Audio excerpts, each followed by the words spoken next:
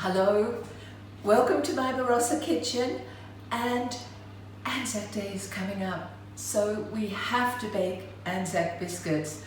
But it's so funny to be doing this without my youngest granddaughter sitting there on the stool wanting to help or wanting to lick the bowl.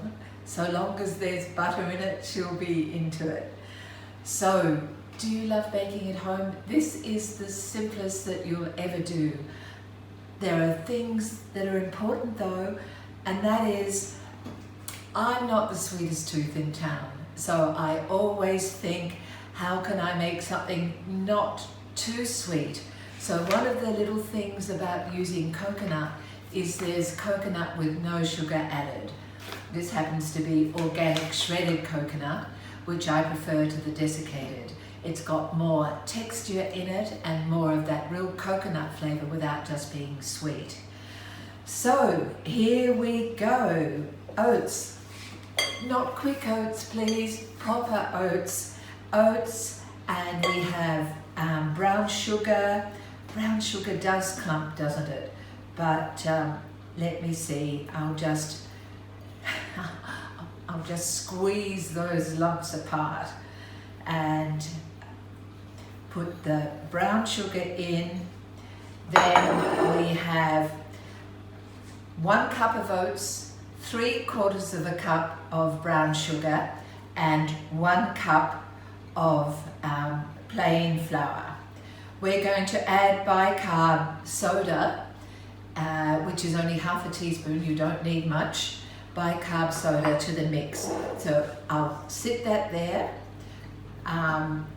I'll put the coconut in as well. So we've got all the dry ingredients in there because the bicarb is going to go into the mixture of 125 grams of butter.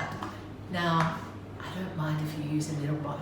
Okay, 2 tablespoons, a bit more of the golden syrup.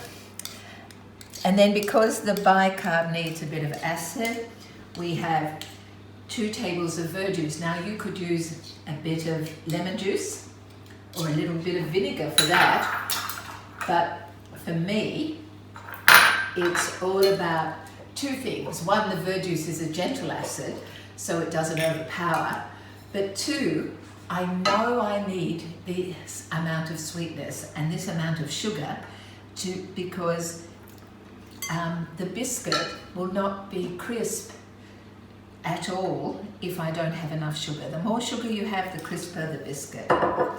So I'm always after a bit of a middle ground, a little crisp but chewy. Let me just mix all these ingredients.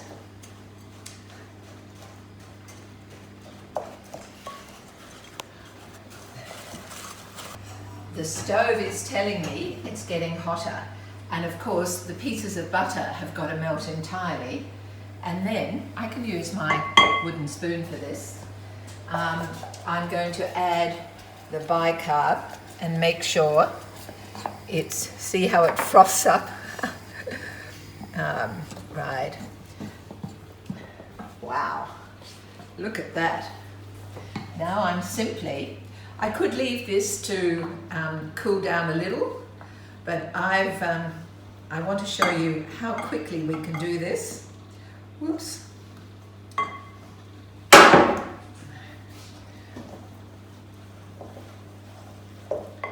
The rest of the mixture.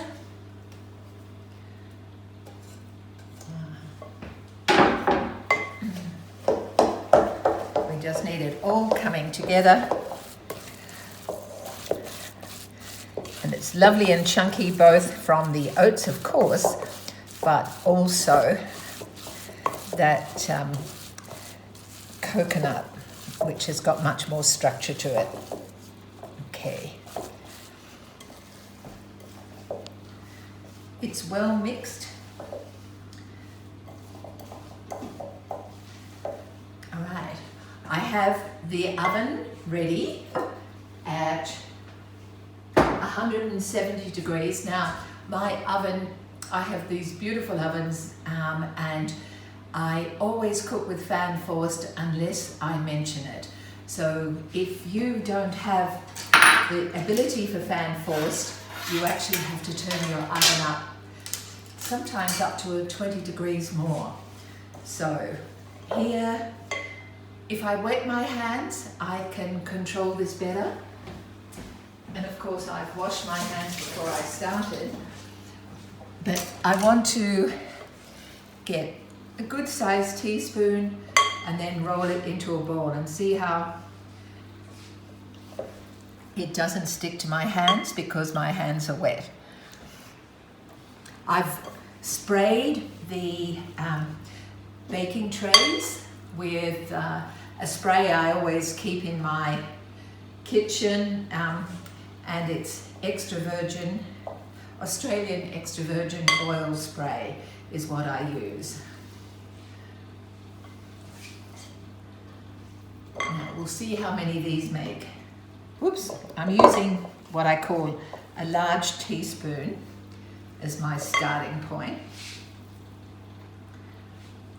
I've sprayed that one too. And of course, every tray, every baking tray you use is going to give you a different cooking time. It's all about the conductivity, the thinness. So that's what makes cooking interesting. And it's why the more you practice, the better you get of knowing your own oven. You know, people do say, and it's so true, know your oven. Okay, ready for the oven. The oven is already hot at 170 degrees. I'll have to put them on 2 different shelves, so it'll be interesting the different way they cook. Okay, I'll keep an eye and decide whether I take out that first tray after about 7 minutes or so. I'll make a decision on the fly. Butter, golden syrup, brown sugar and oats. The experiment didn't work. The idea of taking a tray out after 8 or 10 minutes to show that it's crispier could have been a good idea, except that I had that tray with the higher side. So when I took them out after probably 9 minutes, then they weren't cooked enough because of the high side, so I had to put them back in. And that's so often, whenever you bake, the flatter your tray, the better, but I only had one of these. So you'll have to try at home if you want to do that. But I have to say, you cannot have an ANZAC biscuit without a cup of tea, a cup of proper tea. And for me, now Chris, do you have milk in your tea? No, thank you. Chris, you can have black tea, no tea leaves. For me, milk goes in first. It's just how my mum used to do it. A teaspoon for each person and 1 for the pot. And of course, don't put too much milk in right from the beginning. So, I'm just going to pass this over. Chris, when you're finished filming, you have to try the ANZAC biscuit. For me,